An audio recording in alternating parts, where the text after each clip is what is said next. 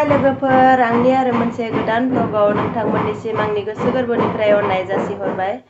आं दायो सासे प्रेगनेन्टखौ चेकआपआव लांनो नागिरदों। बोथोराबो जि थान्दा माने एकदम बार गुसु बारबाय थादों। बिहा माने 7 माह सोलिबाय थादों दा 7 माहानि चेकआप खालामाखै बिखौ बिनिखायनो दिनै 7 माहानि चेकआपखौ खालामनि। ओमफ्राय जोंहाथ' मिस्ट्रिबो फैदों थेवब्लाबो आङो थांनो नांगोन। दाथ' थांनोनो जि गिथावना जादों माने कर'ना पजिटिभ ओंखारबाय थादोंना कर'नाया एसे बारा जादों। ओमफ्राय सानफ्रोमबो माने सासे सानैबाबो कर'ना पजिटिभआ ओंखारबाय थायो आरोना बेबायदि खोनाबाय थादों। थेवब्लाबो उपाय गैया थांसै दा आङो चेकआपआव लांनोसै। बिदिब्ला नोंथांमोनाबो आंनि दिनैनि ब्लगखौ जोबजासिम नायलांबाय थादो। आंहा दै स्कुटिखौबो दिहुननो हानाय नङा। स्कुटि दिहुननायानो बनायना होआखै बिसोरो। आं माथिं दिहुनगोन दे दा।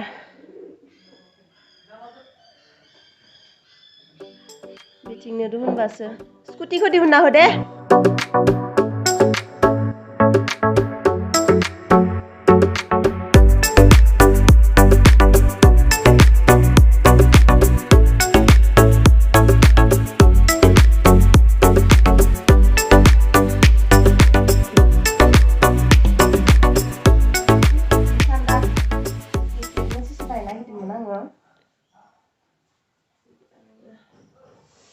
ओमफ्राय आंनि मास्कआलाय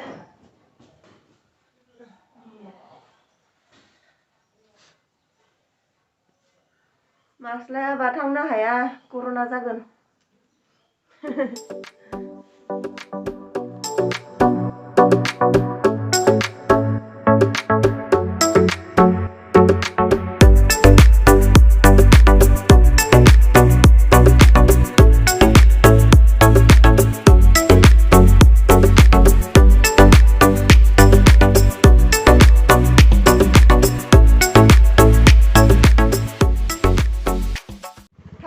दा जि थान्दा सान्दुंआनो गैया एसेबो। मास्क लाबाय नै मास्क लायाबा थांनो हायाना जेरावबो कर'ना बारा जादों।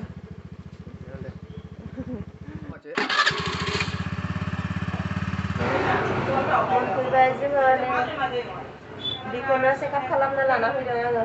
7 माहा जादों बिहा। बेयावनो देखायगोन चेम्बारावनो। डक्टर देखायखांबाय जोङो फैबाय दा मुलि लादों।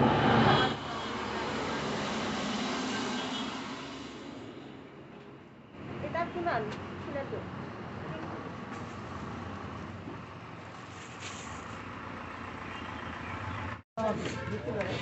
बाजार एसे खालामना लांनि। अलकबिथ' किमान?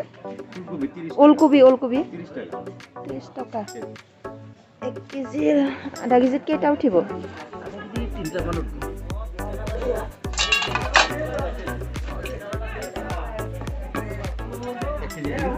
1 কেজি দিয়ক।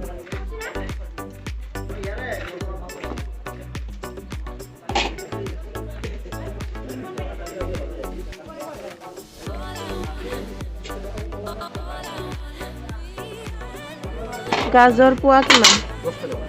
1 পোৱা দিয়ক। পোৱা দিয়ক বিলাহী। 1 পোৱা। दा जानो आन्थासो सानफ्रोमबो बाजार खालामना लांनांगौ एसे एसे। दा संहैनो जेबो मैगं गैया बेखौनो लादों। फैसा किमान हो?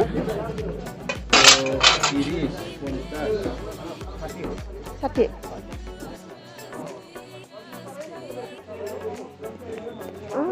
কেনেকৈ ধৰিলে?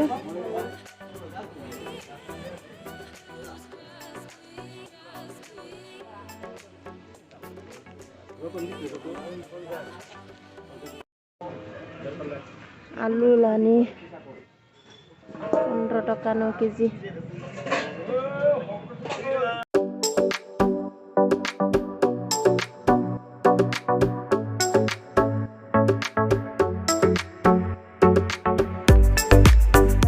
दालि इसेलानि बुटर दालि आधा किलो।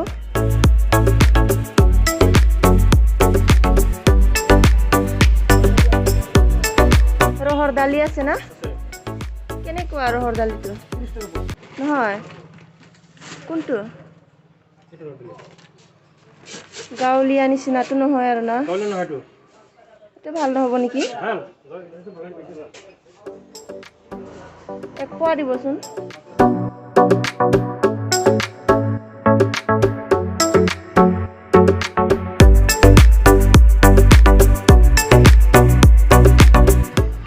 টাকা যাবে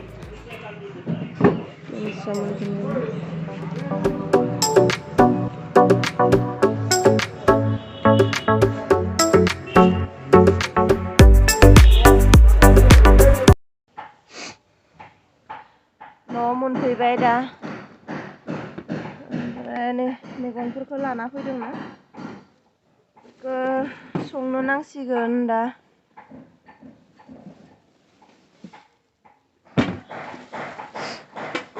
थान्दा गगा मोननायानो बारा जाबाय आं माफ्ला लानो बावगारबाय थांनायाव गुजुनाया नेक्का गुजुबाय माने दसे गुजुनाया बारा जायो स्कुटि सालायबाथाय दा संनोसै नै बाजार खालामना लाना फैनाया खिना लाना फैदो बेखिनियाखौ संनि दा